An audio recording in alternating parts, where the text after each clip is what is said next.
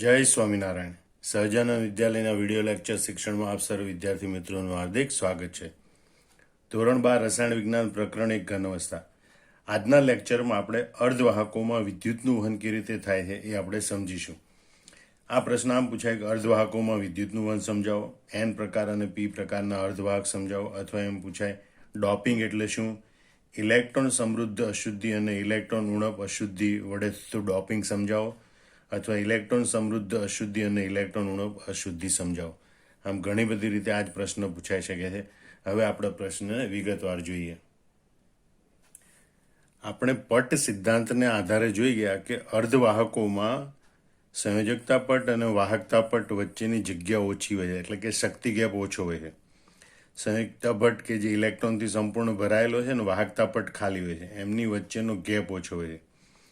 તેથી સંયોજકતા પટના થોડા ઇલેક્ટ્રોન કૂદી વાહકતા પટમાં જઈ શકે છે, અને માટે આવા પદાર્થો છે એ થોડી વાહકતા દર્શાવે છે.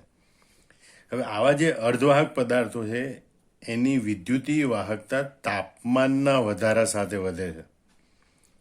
કારણ કે તાપમાન વધે એટલે આ સંયોજકતા પટમાં રહેલા ઇલેક્ટ્રોનની ગતિ ઉર્જા વધે, અને એટલે વધુ ઇલેક્ટ્રોન કૂદી અને વાહકતા પટમાં જાય અને વધુ વાહકતા દર્શાવે છે.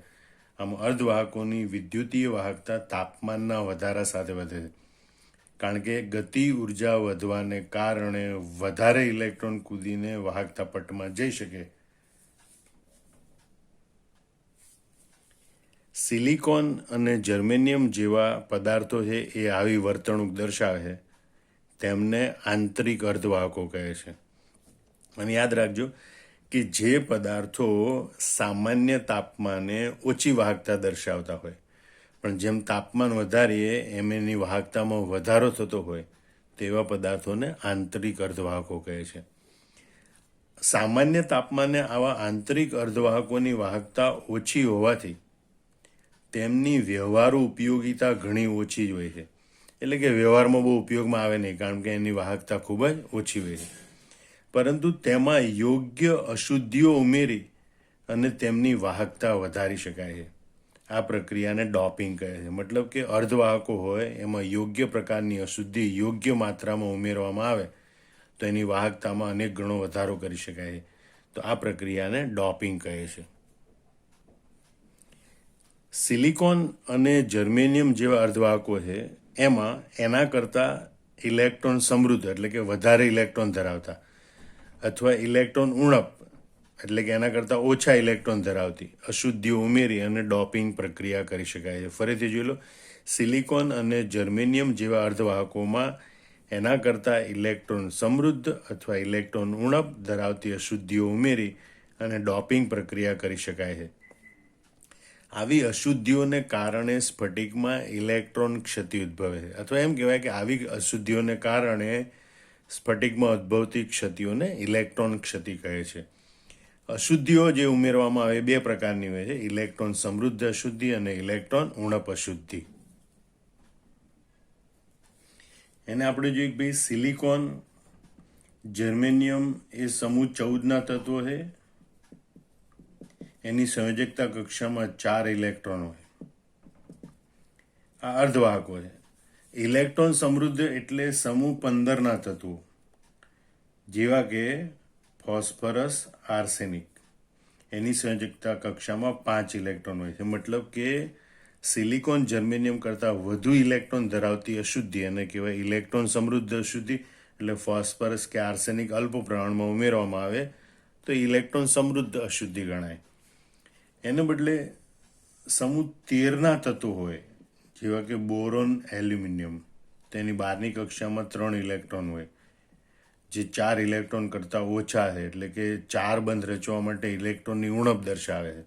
માટે સમૂહ 13ના તત્વોની અશુદ્ધિ ઉમેરવામાં આવે તો એવી અશુદ્ધિને ઇલેક્ટ્રોન ઉણપ અશુદ્ધિ કહેવાય. આમ ઇલેક્ટ્રોન સમૃદ્ધ અશુદ્ધિ હોય એમાં ઇલેક્ટ્રોનની સંખ્યા સંયોજકતા કોષમાં 4 કરતાં વધારે હોય, અને ઇલેક્ટ્રોન ઉણપ અશુદ્ધિ હોય એમાં સંયોજકતા કોષમાં ઇલેક્ટ્રોનની સંખ્યા 4 કરતાં ઓછી હોય છે. હવે આપણે જોઈએ કે ભાઈ ઇલેક્ટ્રોન સમૃદ્ધ અશુદ્ધિ ઉમેરવામાં આવે તો કઈ ઘટના બને એમ સમજાવવાનું, અથવા તો કે ભાઈ એન પ્રકારના અર્ધવાહક કેવી રીતે બને એમ સમજાવો. તો સૌપ્રથમ આપણે જો એક સિલિકોન અને જર્મેનિયમ એ સમૂહ 14ના તત્વો છે. તેમને દરેકને 4 સંયોજકતા ઇલેક્ટ્રોન હોય, એટલે એમના સ્ફટિકમાં દરેક પરમાણુ 4 સહસંયોજક બંધ પડોશી 4 પરમાણુઓ સાથે બનાવે છે. એટલે કે દરેક પરમાણુ 4 સહસંયોજક બંધથી 4 પડોશી પરમાણુઓ સાથે જોડાયેલો છે. અહીં આકૃતિમાં જોઈ શકો છો કે જર્મેનિયમનો એક પરમાણુ છે એ પડોશી 4 પરમાણુઓ સાથે પોતાના 4 ઇલેક્ટ્રોનની અન્ય 4 ઇલેક્ટ્રોન સાથે ભાગીદારી કરી અને 4 સહસંયોજક બંધથી જોડાયેલો હોય છે.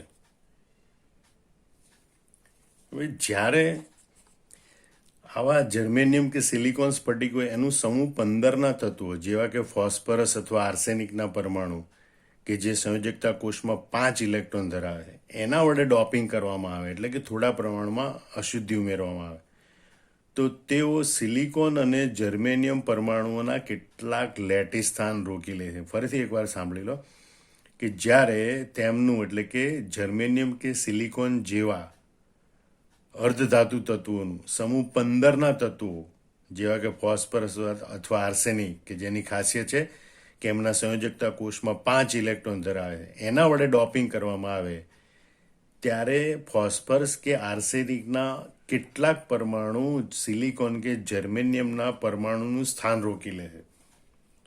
અહીં આકૃતિમાં જુઓ તમે કે અહીંયા એક જર્મેનિયમ પરમાણુની જગ્યાએ ફોસ્ફરસના પરમાણુએ સ્થાન રોકી લીધું છે. હવે એમના 5માંથી 4 ઇલેક્ટ્રોન એ 4 પડોશી પરમાણુ સાથે સહસંયોજક બંધ બનાવવા વપરાય. આ ફોસ્ફરસના 1, 2, 3, 4 અને 5 ઇલેક્ટ્રોન છે. એ પૈકી આ 1, 2, 3, 4 ઇલેક્ટ્રોન છે પડોશી 4 પરમાણુ સાથે સહસંયોજક બંધ બનાવવા વપરાય. પણ 5મો વધારાનો ઇલેક્ટ્રોન છે એ વિસ્થાનીકૃત થાય છે.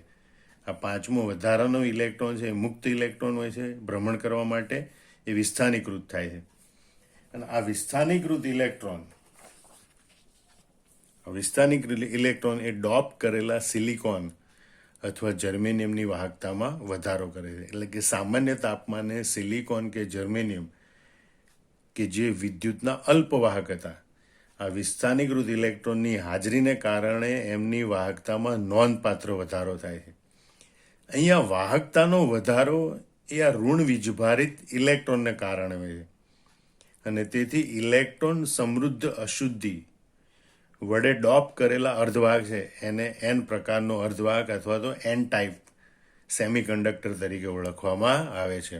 ફરીથી સાંભળીએ, અહીં વિસ્થાનીકૃત ઇલેક્ટ્રોન છે એ ડોપ કરેલા સિલિકોન કે જર્મેનિયમ છે એની વાહકતામાં વધારો કરે. વાહકતાનો વધારો કોના કારણે થયો? ઋણ વીજભાર ધરાવતા ઇલેક્ટ્રોનને કારણે. અને એટલે ઇલેક્ટ્રોન સમૃદ્ધ અશુદ્ધિ વડે ડોપ કરેલું જે અર્ધવાહક હોય એને એન પ્રકારનો અર્ધવાહક તરીકે ઓળખવામાં આવે છે. સિલિકોન કે આપણે જોઈએ પી પ્રકારના અર્ધવાહક અથવા તો ઇલેક્ટ્રોન ઉણપ અશુદ્ધિ ઉમેરવાથી બનતા અર્ધવાહક. ઇલેક્ટ્રોન ઉણપ અશુદ્ધિ ઉમેરવાથી બનતા અર્ધવાહક અથવા તો પી પ્રકારના અર્ધવાહક, એવું આપણે હવે જોઈશું. તો સિલિકોન કે જર્મેનિયમ જેવા સમૂહ 14ના તત્વો, એની ખાસિયત છે કે દરેક પરમાણુ પડોશી 4 પરમાણુ સાથે 4 ઇલેક્ટ્રોન દ્વારા 4 સહસંયોજક બંધ બનાવી જોડાયેલા હોય છે.